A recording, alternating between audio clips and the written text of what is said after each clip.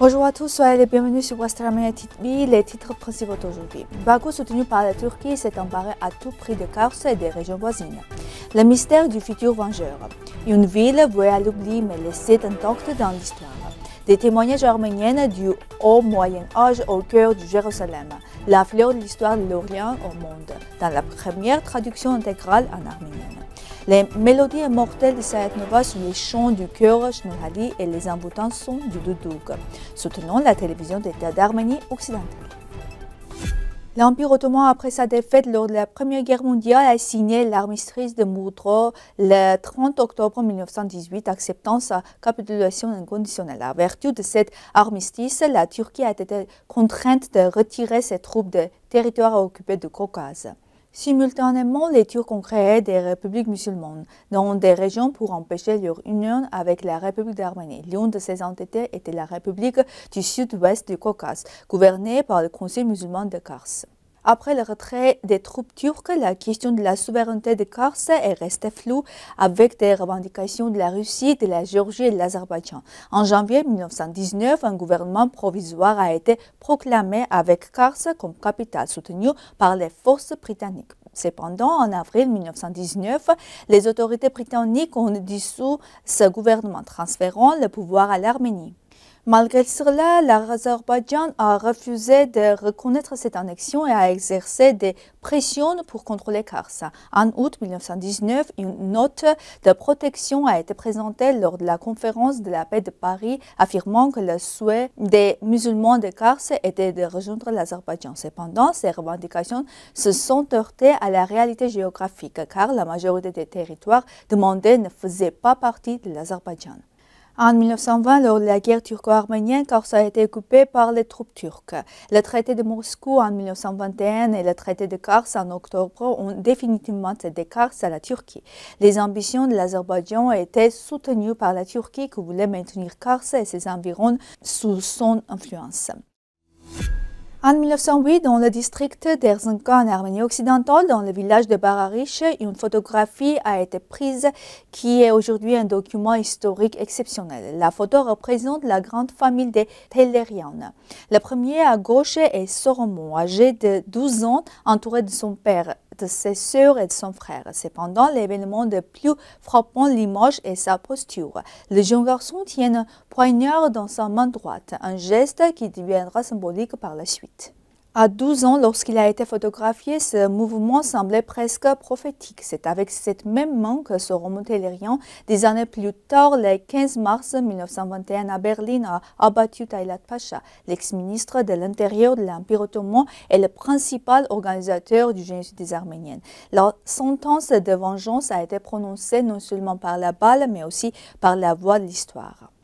La famille Tellerian, comme des milliers d'autres familles arméniennes d'Arménie occidentale, a été soumise à une annihilation totale pendant le génocide de 1915. Peu de membres de cette famille originaire de Barariche ont survécu à cet enfer. Et la figure de Soromon est devenue non seulement un symbole de vengeance, mais aussi la voix de la justice pour l'ensemble du peuple arménien. Aujourd'hui, certains affirment qu'il ne reste presque plus d'Arméniens à Mouche, mais cette terre demeure un symbole fort de la mémoire historique arménienne. Le monastère de Saint-Karapet, qui a longtemps été un lieu de pèlerinage, représente un centre spirituel majeur et un bastion de l'identité arménienne. Durant les années du génocide de 1915, le général Andronik et ses compagnons ont courageusement défendu la population arménienne de Mouche. Cependant, le génocide a décimé la région. La majorité des habitants ont été tués ou déportés et l'empreinte culturelle arménienne a été effacée.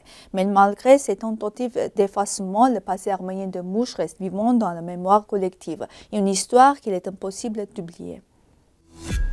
Selon la dernière publication du Jérusalem Post, lors des fouillages archéologiques dans le quartier de Musrara à Jérusalem, 4 inscriptions arméniennes datant du début du Moyen Âge du 7e siècle ont été découvertes.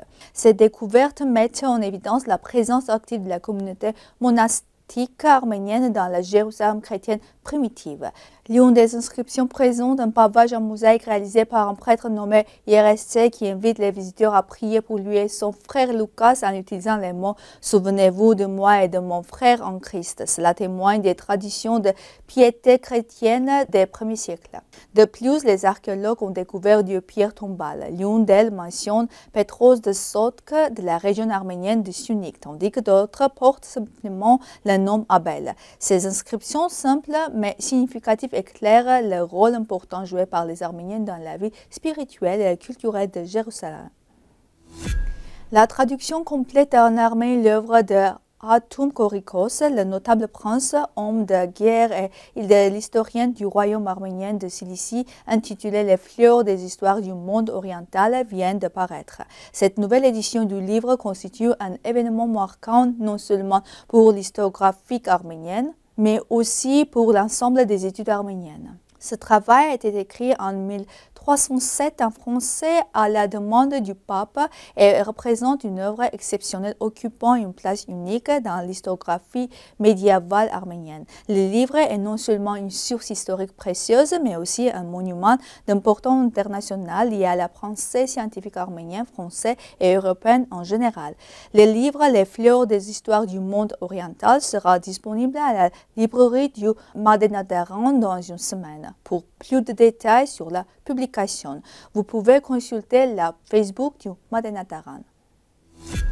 Un concept exceptionnel a eu lieu au théâtre Agop Del Melkonian de la ville de Bourges, Hamourt, au Liban, dédié au génie de la chanson arménienne Ashur Sayetnova, en présence du catholico des Arméniens de Cilicie, sa béatitude Ram 1 et avec des performances du chor Shnonali, les mélodies authentiques des chansons Ashur arméniennes du XVIIIe siècle ont été ravivées.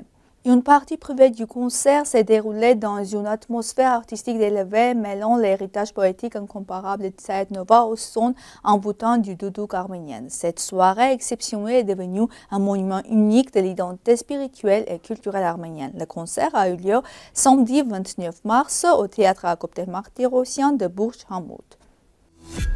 La télévision d'Arménie occidentale, fidèle à ses principes et à ses téléspectateurs, poursuit son travail ininterrompu avec de nouvelles approches. Comme vous le savez déjà, notre télévision ne fait pas d'autopromotion, elle diffuse principalement des informations sur l'histoire de l'Arménie occidentale, son présence et son avenir, avec des sous-titres politiques et autres, ainsi que des informations qui soulèvent diverses questions. La télévision d'Arménie occidentale a enregistré l'une des réalisations les plus importantes publiant l'hebdomadaire d'Arménie occidentale, qui vise à préserver et à populariser notre histoire, notre culture et notre identité. Chers compatriotes, avec votre soutien, notre télévision ouvrira des horizons nouveaux et plus larges. Notre force reste dans le soutien mutuel. Ensemble, nous pourrons construire une patrie prospère qui unit les Arméniennes. Merci d'être avec nous. Au revoir.